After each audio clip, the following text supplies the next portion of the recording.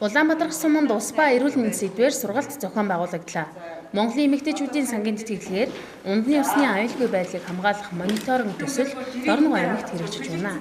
Энэхүү төслийн хүрээнд аймгийн эрүүл мэндийн газар, гал голомт төрийн бас байгууллага, манлайлагч иргэд төрийн бас байгууллага, гал бууш долоодын говийн сав газрын удирдлагууд энэ сарын 22-ны өдөр буюу Дэлхийн усны өдрөөр Улаанбаатар сумын төрийн албан хаагчид болон иргэдэд ус ба эрүүл мэндийн сэдвээр сургалтыг зохион байгуулсан юм а.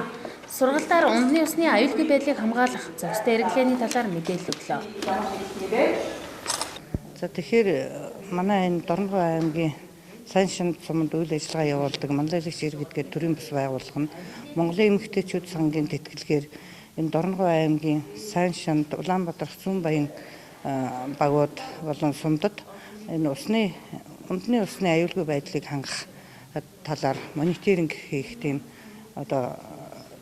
төсөл авч хэрэгжүүлж байгаа. Тэгээд түрүү саруудад бол Цүнбаян багт бол энэ сургалтаа зохион байгуулж үйл ажиллагаа хийсэн. Мөн Цүнбаян болон Улаанбаатарын харьяаллын унтны усны дээжүүдийг авч төв лабораторид шинжилгээ хийлгэж судлуулсан байгаа.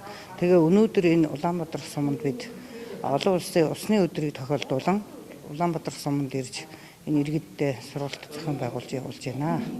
Тэгээд энэ сургалтыг зохион байгуулснаар манай иргэд энэ усыг зөв ашиглаж чадах юм бол хүн ер нь эрүүл мэндэд яаж анхаарах вэ гэдэг талаар мөн усны энэ хадгалалт, тээвэрлэлт, зөөвөрлөлт энэ бүхнийг хүн бүхэн амьдрал дээр хүүхэд байх цагаас эхлээд хийж байгаа хэрэг нь усаа ямар савнд хадгалах вэ, яаж зөөх вэ, яаж тээвэрлэх вэ, усыг ер нь яаж зөв зүйтэй ашиглах вэ?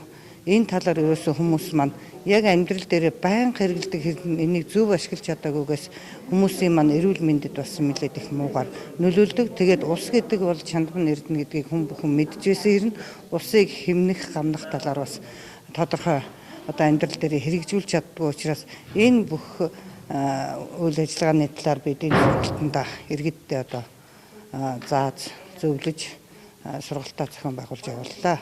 Тэгээ энэ сургалтанд хурж ирж оролцсон Улаанбаатар сумдын иргэдтэй талархснаа илэрхийлье.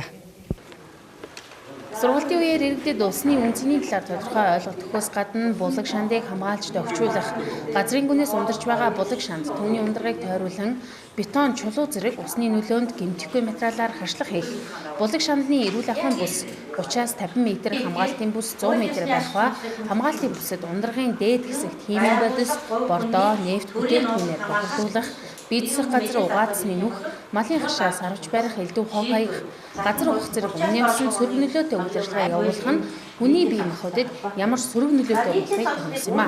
Цаашид энэхүү сургалтыг сайн шанд сум Улаанбаатар сумдад зохион байгуулна.